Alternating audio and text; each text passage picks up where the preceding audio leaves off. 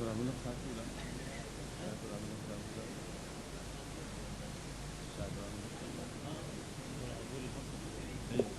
اور ابلغ صاحب بلائیں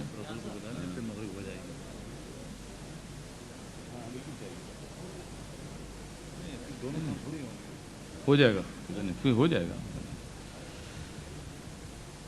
سامعین کرام و حاضرین کرام،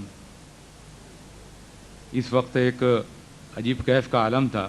مولانا کوثر نیازی تقریر کر رہے تھے اور ہم اعلیٰ حضرت کی بارگاہ میں پہنچ رہے تھے، اور جس طرح سے وہ ان کے ایک ایک خصوصیات اور ان کی ایک ایک واقعات کو بیان کر رہے تھے، تو ہم اس ایسے دور میں پہنچ گئے تھے جہاں ہم بالمشافہ اعلیٰ حضرت سے گفتگو کر رہے تھے اور ان کے چہرہ زیبا کی زیارت کر رہے تھے۔ اللہ تعالیٰ ان کو جزائے خیر دے۔ بہت اچھی تقریر کی اور بڑی عالمانہ اور بڑے دلائل اور تاریخی دلائل کے ساتھ اعلیٰ حضرت کی قداور شخصیت کا نقشہ پیش کیا ہے۔ اس وقت میں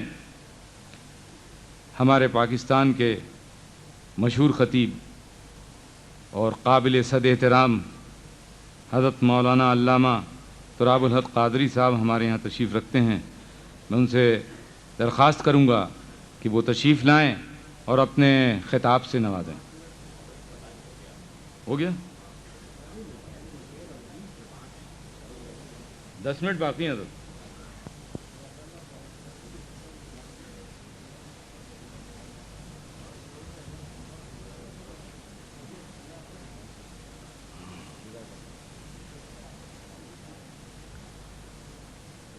باللہ من الشیطان الرجیم، بسم اللہ الرحمن الرحیم۔ الا ان اولیاء اللہ لا خوف علیہم ولا هم یحزنون، صدق اللہ مولانا العظیم وصدق رسولہ النبی الکریم۔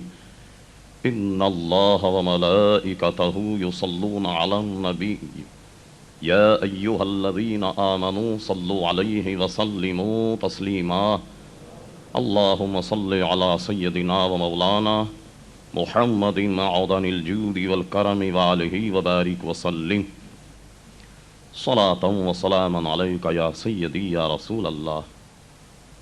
محترم و محترم جناب صدر و محترم و محترم مہمان خصوصی، لائق صد احترام مہمانان گرامی، علماء کرام، حاضرین مجلس، یقیناً مجھ سے قبل پرمغز مقالے اور تقاریر آپ حضرات نے سماعت فرمائی۔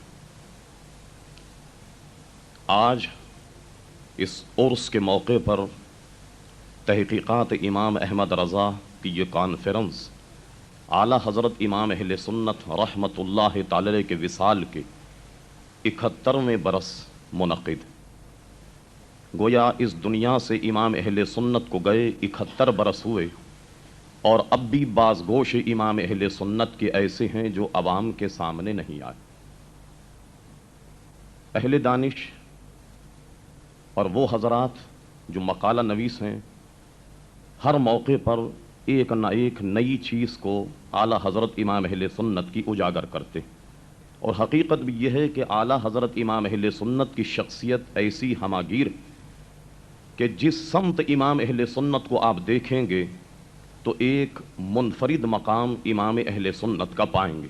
جیسا کہ بعض گوشے آپ نے مجھ سے پہلے بھی سنے، ترجمہ قرآن کے سلسلے میں اعلیٰ حضرت امام اہل سنت کا مقام بڑا منفرد، بلکہ اعلیٰ حضرت امام اہل سنت سے وہ حضرات جو کوئی لگاؤ نہیں رکھتے، میرا اشارہ اہل حدیث حضرات کی طرف سے ہے، وہ کہتے ہیں کہ اعلیٰ حضرت امام اہل سنت کے ترجمے میں ایک خاص خوبی یہ ہے کہ جب بھی کہیں اس قسم کا لفظ آیا ید اللہ کا، تو سب نے ترجمہ اللہ کا ہاتھ کیا، اور اعلیٰ حضرت امام اہل سنت ید اللہ کا ترجمہ اللہ کا ہاتھ نہیں کرتے بلکہ دست قدرت کرتے۔ اسی طرح حدیث کے معاملے میں اگر آپ آئیں تو ایک بڑا مختصر مسئلہ تھا کہ جب حضور صلی اللہ علیہ وسلم کا نام نامی اسم گرامی لیا جائے تو انگوٹھے چوم کر آنکھوں سے لگانا، ایک بڑا مختصر مسئلہ تھا۔ ملا علی قاری رحمۃ اللہ تعالی موضوعات کبیر میں جو تمام جھوٹی حدیثوں پر انہوں نے ایک رسالہ لکھا اور اس کی نشاندہی کی کہ یہ حدیث جھوٹی اور وضع کی ہوئی. وہیں ملا علی قاری نے اس حدیث کو نقل کیا کہ حضرت صدیق اکبر موجود تھے، حضرت بلال نے اذان کہی اور حضرت صدیق اکبر رضی اللہ عنہ نے اشہد ان محمد رسول اللہ صلی اللہ علیہ وسلم یہ جب کلمات کہے تو اپنے انگوٹھے چون کر اپنے آنکھوں پر لگائے. تو ملا علی قاری فرماتے ہیں کہ جب اس کا ثبوت حضرت صدیق اکبر رضی اللہ عنہ کی ذات سے مل گیا تو اب کسی ثبوت کی اور کیا ضرورت. یہ مسئلہ جب پوچھا گیا تو اعلیٰ حضرت امام اہل سنت نے اس مسئلے کا جواب تو لکھا، لیکن اس رسالے میں فن حدیث پر وہ کلام کیا کہ آپ کو کہیں اور نظر نہیں آئے گا. فتاوی رضویہ کی پہلی جلد اگر آپ اس پوری صدی پر رکھ دیں، فقہ کے مسائل میں ایک معمولی بات ہے کہ تیمم کرنا عام آدمی یہ سمجھتا ہے کہ مٹی پر ہاتھ مار کر اپنے چہروں پر پھیرنا اور دوبارہ ہاتھ مار کر اس طریقے سے دونوں ہاتھوں کا مسح کیا جائے. کن کن سے تیمم جائز ہے؟ امام اہل سنت نے زمین کے وہ معدنیات کے جن سے تیمم جائز ہے 100 کے قریب نام گنوائے اور فرمایا آپ نے، یعنی جس کو دیکھ کر آپ حیران ہو جائیں کہ کیا کیا اشیاء امام اہل سنت نے گنوائیں کہ جس سے تیمم کا جواز ملتا. پانی پر جب گفتگو کی تو 200 سے زائد قسمیں پانی کی گنوا دی. اسی فتاوی رضویہ کی ایک پہلی جلد میں ایک موقع پر امام ظفر کے اس قول کی تائید میں کہ جب آدمی ایسے وقت میں صبح کرے کہ غسل کرنے کا وقت نہ ہو اور اس پر غسل واجب تو اب اس کو کیا کرنا چاہیے. ظاہر ہے کہ امام اعظم ابو حنیفہ اور صاحبین تو یہی کہتے ہیں کہ وہ غسل کرنے کے بعد نماز پڑھے گا. امام ظفر کے قول کو اپناتے ہوئے امام اہل سنت کہتے ہیں کہ وہ غسل کا تیمم کرے اور اس کے بعد نماز پڑھے، پھر غسل کرے اور صحیح مذہب پر اپنی نماز کو لوٹائے. اس سلسلے میں کہ پانی کے ہوتے ہوئے کہاں کہاں تیمم جائز ہے 230 قسمیں بیان فرمائی ہیں. اور فرمایا آپ نے مسئلہ صرف یہ ہے کہ بم اولیاء نماز جنازہ پڑھ لی گئی، اب اس کی تکرار کیسی. عموماً مفتیان کرام یہی کہتے ہیں ٹھیک ہے ناجائز. اعلیٰ حضرت امام اہل سنت نے جب دلائل کے انبار لگائے تو 300 سے زائد حوالے اس پر دے دیے کہ بم اولیاء اگر نماز جنازہ پڑھ لی گئی تو اب اس کی تکرار ناجائز. اس سے آپ اندازہ لگائیے. اور میں تو کہتا ہوں فتاوی رضویہ جہاں سے شروع ہوتی، فقہی کتابیں ہمارے یہاں جو بڑی مشہور ہیں فقہ حنفی پر 90، ان 90 کتابوں کے نام اس فتاوی رضویہ کی پہلی جلد میں ایسے موتیوں کی طرح جڑے کہ وہ ایک خطبہ بھی بن گیا اور پوری فقہ کی 90 کتابوں کے نام اس ترتیب سے گنوائے کہ میں سمجھتا ہوں کوئی شخص جو عربی داں ہو اس کو اگر پڑھے تو عربی ادب سے وہ ایسا عربی ادب کا مرقع اور مسجع ہے کہ شاید آپ کو کسی فتاوی کی کتاب کے خطبے میں وہ چیز نظر نہیں آئے گی جو اعلیٰ حضرت امام اہل سنت کے خطبے میں آپ ملاحظہ فرمائیں. عزیزان محترم، جیسا کہ مجھ سے قبل بھی کہا گیا یہ ساری باتیں اپنی جگہ، لیکن اپنا پرایا سب اس کا بات کے معترف ہیں کہ اعلیٰ حضرت امام اہل سنت ایک سچے عاشق رسول تھے. ان کی استقامت کا عالم یہ کہ وہ خود کہتے ہیں کہ میرے سینے کو چیرا جائے اور دل کو نکالا جائے، جب اس کے 2 ٹکڑے کرو گے تو ایک پر لا الہ الا اللہ ہو اور دوسرے پر محمد رسول اللہ صلی اللہ تعالی علیہ وسلم لکھا پاؤ. انہوں نے جہاں اور وصیتیں فرمائیں، ایک وصیت یہ بھی تھی کہ میری قبر کو قد آدم کھودا جائے، اس لیے کہ میں نے حدیثوں میں پڑھا کہ جب فرشتے آئیں گے وہ کہیں گے من ربوں کا، صاحب قبر کہے گا کہ ربی اللہ. پوچھا جائے گا ماں دینوں کا، تیرا دین کیا ہے؟ وہ کہے گا دین الاسلام. اور فرمایا گیا کہ تیسرا سوال جناب نبی کریم صلی اللہ تعالی علیہ وسلم کا جمال سامنے ہوگا اور اس سے کہا جائے گا بتا ان کے بارے میں تو کیا کہتا. اور امام احمد رضا اسی کے لیے کہتے ہیں کہ آنکھ عطا کیجئے اس میں ضیاء دیجئے، اس لیے کہ جلوہ قریب آ گیا تم پہ کروڑوں درود. تو فرماتے میری وہاں بھی خواہش یہی ہوگی کہ میں وہاں بھی قبر میں بھی کھڑے ہو کر یہ کہوں کہ مصطفیٰ جان رحمت پہ لاکھوں سلام. وہ حشر کے لیے کہتے ہیں، وہ میدان قیامت کے لیے اور حش کے لیے کہتے ہیں کہ صبا وہ چلے کہ باغ پھلے وہ پھول کھلے کہ دن ہوں بھلے لوا کے تلے سنا میں کھلے رضا کی زبان تمہارے لیے. کہتے کل قیامت میں آسا ان یبعثک ربک کا مقام محمودا کہ جب حضور صلی اللہ علیہ وسلم کو مقام محمود عطا ہوگا لواء الحمد اللہ کی تعریف اور توصیف کا جھنڈا جناب نبی کریم صلی اللہ علیہ وسلم کے ہاتھ میں ہو تو کہتے ہیں صبا وہ چلے کہ باغ پھلے وہ پھول کھلے کہ دن ہوں بھلے لوا کے تلے سنا میں کھلے رضا کی زبان تمہارے لیے. وہاں بھی میں آپ کی تعریف اور توصیف کرتا رہوں. عزیزان محترم اس سے اندازہ لگائیے کہ اعلی حضرت امام اہل سنت کے دل میں عشق مصطفیٰ کوٹ کوٹ کر بھرا ہوا تھا. اگر آپ شاعری کے طور پر لیں, مجھ سے قبل ہمارے محترم کوثر نیازی صاحب مجھ سے قبل یہ فرما چکے کہ اس پورے صدی پر صرف اعلیٰ حضرت کے سلام کو رکھ دیا جائے تو وہ اس پر بھاری ہوگا. یقیناً اعلیٰ حضرت امام اہل سنت کی شاعری کی اتنی تشہیر نہیں ہوئی, لیکن حقیقت یہ ہے کہ اس میں بھی اعلیٰ حضرت امام اہل سنت ایک منفرد شخصیت ہیں. اور عموماً لوگ اپنے کلام کی تصحیح کے لیے آیا کرتے, اور کبھی کبھی تو ایسا ہوا کہ اعلیٰ حضرت کی خدمت میں آن کر کسی نے کہا کہ میں آپ کو اپنا قصیدہ معراجیہ سنانا چاہتا ہوں. فرمایا ہم عصر کے بعد پھانٹک میں بیٹھتے, وہاں آ جانا. انہیں مدعو کیا اور خود قصیدہ معراجیہ تحریر فرمایا. ہمارے محترم پروفیسر نظام الدین بیگ جام نے اس پر بہت شاندار مقالہ لکھا, یعنی قصیدے معراجیہ پر, اور جتنے قلمی قصائد تھے ان کو سامنے رکھ کر یہ فیصلہ دیا کہ آج تک جتنے قصیدے معراجیہ لکھے گئے اعلیٰ حضرت امام اہل سنت کا قصیدہ اس میں منفرد. تو جب وہ آئے, امام اہل سنت نے اپنا قصیدہ تیار کر لیا, وہ سنانے لگے تو فرمایا ذرا ہمارا سنا جائے. تو امام اہل سنت نے اپنے قصیدے کے چند ہی شعر سنائے کہ ان کو پھر اپنا قصیدہ سنانے کی ہمت نہیں ہوئی. ایک صاحب آئے تو کہنے لگے, انہوں نے یہ مصرع کہا کہ کب ہیں درخت حضرت والا کے سامنے کہ مجنو کھڑے ہیں خیمہ لیلا کے سامنے. فرمایا اعلیٰ حضرت امام اہل سنت نے یہ کیا انصاف ہے, تم نے اس شاہ کو مجنو سے تعبیر کر دیا ہے اور حضور صلی اللہ علیہ وسلم کے گھر کو مجنو گویا لیلا کے جھوپڑے سے تعبیر کر دیا. ارے کا عشق مصطفیٰ کا تقاضا یہ ہے کہ یوں پڑھو کہ کب ہیں درخت حضرت والا کے سامنے قدسی کھڑے ہیں عرش معلا کے سامنے. یہ گھرا اعلیٰ حضرت امام اہل سنت لگائی. عزیزان محترم شاعرانہ مزاج آپ جانتے ہیں, شاعر جب شعر کہتا ہے, پرانے زمانے کے شعراء عربی ادب کا آپ ملاحظہ فرمائیے, یقیناً بڑے چابک دست ہوا کرتے تھے, بڑے ہوشیار ہوا کرتے تھے. مثال کے طور پر کہتے ہیں کہ ایک مرتبہ ہارون رشید جب بیٹھے, ایک شخص ابو نواز شاعر ان کی شان میں قصیدہ سنانے کی غرض سے آیا. تو ہارون رشید اپنی ایک لونڈی جس کا رنگ بڑا سیاہ اور کالا, اس کے گلے میں ہار ڈال رہے تھے, اور ان شاعر کی طرف وہ متوجہ نہ ہوئے. تو شاعروں کا مزاج تو آپ جانتے ہیں کیا ہوتا. اس نے کیا کیا, نکلتے وقت ہارون رشید کی دیوار پر باہر یہ شعر لکھ دیا. کہتا ہے لقد ضاع شعری علی بابکم کما ضاع عقد علی خالصہ, میرے اشعار تیرے دروازے پر آن کر ایسے ضائع ہو گئے کہ جیسا یہ قیمتی ہار یہ کالی کلوٹی لونڈی کے گلے میں ڈلنے کے بعد ضائع ہو گئے.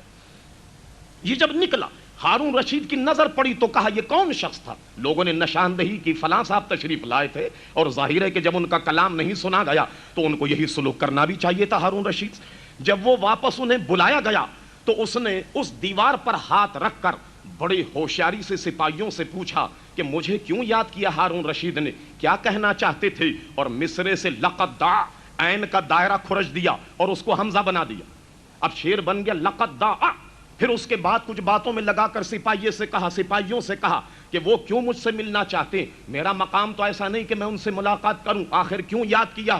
نیچے ہاتھ بڑھا کر کما ضاع کے عین کے دائرے کو بیک ناخن سے کھرچ دیا. اب شعر بن گیا لقد ضاع شعری علی بابکم کما ضاع عقد علی خالصہ. اب حاضر ہوتا ہے ہارون رشید کے دربار میں, حضور کیسے یاد کیا, یہ تم نے کیا شعر لکھا, باہر تشریف لائیے کیا لکھا ہے میں نے. اب جب ہارون رشید نے دیکھا تو شعر بن گیا لقد ضاع شعری علی بابکم کہ میرے تو شیر آپ کے دروازے پر آن کر ایسے روشن اور چمکدار ہو گئے کہ کما دعا عقدن علی خالصہ، جیسا ایک قیمتی ہار اس لونڈی کے گلے میں ڈلنے کے بعد روشن اور چمکدار ہو گیا۔ ہارون رشید کو احساس ہوا کہ یہ پڑھنے میں اصل میں غلطی مجھ سے ہوئی ہے، میں اس کو صحیح طور پر پڑھ نہیں سکا۔ جناب شاعر یقیناً ہمارے اس محفل میں شاعر ہیں اور بڑے معقول قسم کے شاعر، مشہور تو یہ ہے کہ جب کوئی نئی غزل کہہ لیں تو چاہے ان کا گھر کا چپراسی کیوں نہ، جب تک اسے سنا نہ لے وہ چین سے نہیں بیٹھتے،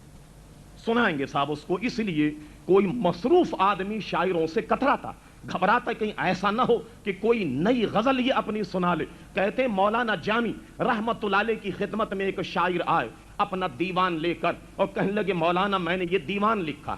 اب وہ شروع ہو گئے، مولانا جامی مروت میں کچھ نہ کہہ سکے اور وہ ہیں کہ شعر پہ شعر کہے جا رہے ہیں، اور اس کے بعد مولانا نے دل رکھنے کے لیے کہا سبحان اللہ ماشاءاللہ بہت کچھ لکھا۔ اب وہ کچھ اور زیادہ پھیل گئے، کہنے لگے مولانا جامی سے کہ حضرت میں عمرہ کرنے گیا اور میں نے اپنے اس دیوان کو بیت اللہ شریف کے کپڑے میں بھی میں نے اس کو لپیٹا اور خانہ کعبے کے پتھر پر بھی اس کو گھسا اور مقام ابراہیم پر جا کر اس کے بھی گرد اس کو گھمایا اور اس سے بھی برکت حاصل کی۔ جب وہ یہ ساری باتیں بیان کرنے لگا تو مولانا جامی ذرا سا جھنجلا گئے، کہنے لگے بھائی واقعی آپ نے اسے حجر اسود سے بھی لگایا، کعبہ شریف کے پتھر سے بھی آپ نے لگایا، غلاف کعبے میں بھی آپ نے اسے لپیٹا، مقام ابراہیم پر اس کے گرد بھی اسے گھمایا، تو بندے خدا آب زمزم میں بھی ذرا ڈبا دیا ہوتا، کم سے کم یہ برکت بھی حاصل کر لی ہوتی کہ آب زمزمی سے تھوڑا سا تم ڈبو دیتے تاکہ کچھ ہمارا وقت تو بچ جاتا۔ جب یہ ساری برکتیں تم نے حاصل کر لی تو یہ کام تم نے نہ جانے کیسے چھوڑ دیا۔ آج عزیزان محترم، لیکن اب امام اہل سنت کی بارگاہ میں آئیں گے، پورا دیوان پڑھ کر آپ دیکھ لیں آپ کو کوئی لغو شعر نہیں ملے، یا تو قرآن کی کسی آیت کا ترجمہ ہوگا، حضور صلی اللہ علیہ وسلم کی کسی حدیث کا ترجمہ، یا حضور صلی اللہ علیہ وسلم کی تعریف اور توصیف میں۔ اور امام اہل سنت نے تو اپنے کلام میں بسا اوقات وہ کمال دکھایا، کہتے ہیں خوف ہے سما خراشی سگے طیبہ کا۔ اب دیکھیے سگے طیبہ پر لوگوں نے کیا کچھ نہیں کہا، مگر امام اہل سنت نے ایک بڑی منفرد بات کہی، کہتے ہیں خوف ہے سما خراشی سگے طیبہ کا، ورنہ کیا یاد نہیں نالے افغاں ہم کو۔ کہتے ہم شور مدینے میں اس لیے نہیں منا رہے، اس لیے زور سے نہیں پکارتے کہ مدینے منورہ کے کتوں کی نیند خراب ہو جائے گی۔ ایک جگہ کہتے ہیں پارے دل بھی نہ نکلا دل سے تحفے میں رضا، پارے دل بھی نہ نکلا دل سے تحفے میں رضا، ان سگان کو سے اتنی جان پیاری واہ ہوا۔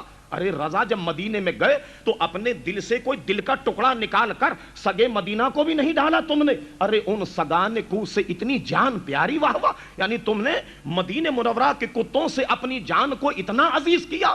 دیکھیے سگان کو کا ذکر کس نے نہیں کیا ہوگا، لیکن اعلی حضرت امام اہل سنت آپ کو اس میں منفرد نظر آئیں گے، اور کہتے ہیں کہ ان کی حرم کے خار کشیدہ ہیں کس لیے؟ بھئی حرم کے خاروں پر کس نے کیا کچھ نہیں کہا ہوگا، مدینہ منورہ کے کانٹے اور جناب اس کی تعریف اور توصیف میں عجیب عجیب رنگ اور عجیب عجیب بات کہی، لیکن وہ کیا کہتے ہیں ان کی حرم کے خار کشیدہ ہیں کس لیے؟ آنکھوں میں آئیں سر میں رہیں دل میں گھر کریں۔ دیکھیے آپ کو منفرد بات نظر آئے گی، ان کی حرم کے خار کشیدہ ہیں کس لیے کہ آنکھوں میں آئیں سر میں رہیں دل میں گھر کریں۔ غرض یہ کہ آپ دیکھیے مدینہ منورہ کے کتوں اور خار طیبہ کی جو تعریف امام اہل سنت رحمت اللہ تعالی نے اپنی زبان سے کہی، وہ آپ کو پوری شعری تاریخ میں عزیزان محترم بالکل منفرد نظر آئے گی۔ حقیقت یہ ہے کہ اعلی حضرت امام اہل سنت ایک ایسی منفرد شخصیت ہے کہ میں اپنے لیے کہوں گا کہ اگر یہ پرآشوب زمانے میں امام احمد رضا نہ ہوتے تو نہ جانے ہم کون سے کھنڈر میں ہوتے۔ اعلی حضرت امام اہل سنت نے اپنی دانش، اپنے فتاوے، اپنی تحریر سے عزیزان گرامی ہمیں سیدھا راستہ دکھایا، اور قلم سنبھالتے ہی کہا کہ کل کے رضا ہے خنجر خوں خاں برق بار، آدھا سے کہہ دو خیر منائے نشر کریں۔ یہ مانا کہ کہتے ہیں کہ ان کی تحریم تشدد ہے، مگر ایک مرتبہ اس کا ذکر صدر الافاضل بدر المماثل مفتی نعیم الدین مراد آبادی رحمت اللہ علیہ نے کیا کہ حضور آپ کی قلم میں بڑی شدت ہے، آپ کچھ نرمی اختیار کریں تاکہ وہ لوگ جو آپ سے محبت نہیں رکھتے وہ آپ کی تحریر پڑھیں۔ امام اہل سنت کا مسلک سنیے کیا، امام اہل سنت کہتے ہیں نعیم الدین میری خواہش تو یہ تھی کہ میرے ہاتھ میں ہوتی تلوار اور دشمنان مصطفیٰ کی ہوتی گردنیں، مگر اس پر اختیار نہیں، اللہ نے مجھے قلم عطا فرمایا ہے، میں قلم سے ان کی گردن قلم کرتا ہوں۔ اور سنو فلسفہ یہ ہے کہ جب ان کے ہاتھ میں میری کتابیں جاتی ہیں تو جب یہ میری کتابوں کو پڑھتے ہیں تو جب یہ مجھے گالیاں دیتے ہیں یا مجھے برا بھلا کہتے ہیں تو کم سے کم اتنی دیر ان کی گالیوں سے مصطفیٰ کی ذات تو بچ جاتی ہے۔ اور فرمایا سنو میرا مسلک یہ ہے کہ ہر اعلیٰ چیز ادنا پر قربان ہو جاتی ہے، پیسہ جسم پر، جسم جان پر، جان آبرو پر قربان ہو جاتی ہے۔ اگر آپ کا بدن بیمار ہو جائے تو آپ پیسے خرچ کرتے ہیں، ورنہ پیسہ کسی کی جیب سے نکلتا نہیں نکلتا۔ بیمار ہو گئے، پیسہ بہت عزیز مگر جان سے عزیز نہیں، آپ جان پر قربان کرتے ہیں اور جسم پر قربان کرتے ہیں۔ جان پر کوئی بات آ جائے تو جسم کا کوئی حصہ بھی آپ اس پر قربان کرنے کے لیے تیار ہو جائیں۔ عزت آبرو پر بن جائے تو آپ اپنی جان کی بازی بھی لگا دیتے ہیں۔ امام احمد رضا کہتے ہیں پیسہ جسم پر، جسم جان، جان آبرو پر، مگر مصطفیٰ کی ذات ایسی کہ ان پر عزت اور آبرو بھی احمد رضا کی قربان ہے۔ یہ مسلک امام اہل سنت رحمت اللہ تعالی کا تھا۔ عزیزان گرامی حقیقت تو یہ ہے کہ اعلیٰ حضرت امام اہل سنت نعت کہتے ہوئے انتہا کو پہنچ گئے تو کہتے ہیں عزیزان گرامی کہ سرور کہوں کہ مالک و مولا کہوں تجھے، باغ خلیل کا گل زیبا کہوں تجھے، تیرے تو وصف عیب تناہی سے ہیں بری، حیران ہوں میرے شاہ میں کیا کیا کہوں تجھے، لیکن رضا نے ختم سخن اس پہ کر دیا کہ خالق کا بندہ خلق کا آقا کہوں تجھے۔ اور حقیقت یہ ہے کہ اس زمانے میں علماء تو ہیں لیکن امام احمد رضا کوئی نہیں ہے۔ لگتا یہ ہے کہ بالکل یہ عالم سونا ہے، اور وہ خود کہتے ہیں کہ کیوں رضا آج گلی سونی ہے، ارے اٹھ میرے دھوم مچانے والے۔